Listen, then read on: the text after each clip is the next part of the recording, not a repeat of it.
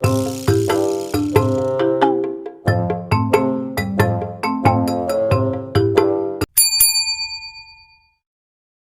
at the palace, the Queen Mother pleaded with her sons to bring Sonia back, but they refused. They had other plans, conspiring to take the throne. They called upon the chiefs to crown Jasper the next week. However, Nelson had a hidden agenda. He had been gathering evidence to frame Jasper for Henry's murder. The day of the coronation arrived. As Jasper was about to be crowned, Nelson burst into the ceremony, his eyes blazing with determination. "Stop this coronation at once!" Nelson thundered, his voice echoing off the palace walls. "Jasper is a murderer and a traitor, and he must be brought to justice." The room fell silent, with all eyes fixed on Nelson and Jasper. The Queen Mother's face turned pale with shock, and the chiefs and nobles looked on in confusion. "What are you talking about?" Jasper fired back, his face twisted in contempt. "You are just trying to sabotage my coronation." "I have evidence, Jasper," Nelson replied, his voice steady. "Evidence that proves you ordered the hit on Henry. You are not fit to be king, and I won't let you get away with this." Nelson revealed his evidence, exposing Jasper's guilt. As Nelson presented the evidence, Jasper tried to defend himself, claiming that Nelson was involved in the murder. However, the evidence Nelson provided was too convincing, and no one believed Jasper's claims. "This is a clear case of premeditated murder," said the police commissioner. "We have a mountain of evidence that links Jasper to the crime. He's going down for this." The police officers handcuffed Jasper and led him away. "You have the right to remain silent. Anything you say can be used against you in a court of law." The Queen Mother's face was a mix of confusion and anguish as she beheld her son being led away in handcuffs. She had never imagined that her own flesh and blood could be capable of such a hideous crime. "You wicked son," she cried, her voice shaking with rage and grief. "How could you kill Henry, your own brother? You are no son of mine." She turned to Nelson, her eyes brimming with tears. "Thank you, son, for exposing Jasper's wickedness. You have done a great service to our kingdom." Nelson bowed his head, his expression sober. "It was my duty, Your Majesty. I could not stand idly by while his evil deeds went unpunished." The Queen's gaze returned to Jasper, her eyes blazing with anger. "You will pay for your crimes, Jasper. You will rot in prison for the rest of your days, and may your name be forever forgotten in our kingdom." Before being dragged away by the police, Jasper turned to Nelson with a fierce gaze. "You will pay for this," he shouted. "You will pay for betraying me. I will get back at you." The kingdom was in shock after Jasper's arrest. The Queen Mother was heartbroken, unable to understand how her own son could commit such a terrible crime. Nelson was praised as a hero for bringing Jasper to justice. Meanwhile, Henry was still in the hospital, unconscious after the car accident. Sonia was devastated. She took her kids and hid them in a safe place, then went to investigate the accident scene with a private investigator. They spoke to witnesses who revealed that the accident was actually a murder attempt. Sonia was told that a car had stopped, injured Henry, and then forced him into the driver's seat before setting the car on fire.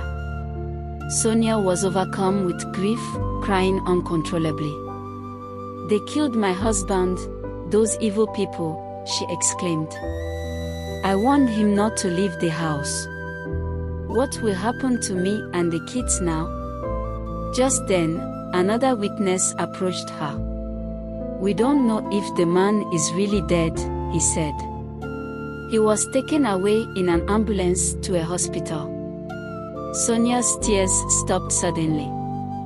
"Do you mean it?" she asked, her voice filled with hope. The man nodded. Yes, he was rescued and taken to a hospital. He was still alive when they took him away. Sonia's heart raced with excitement. She asked which hospital, but the man didn't know.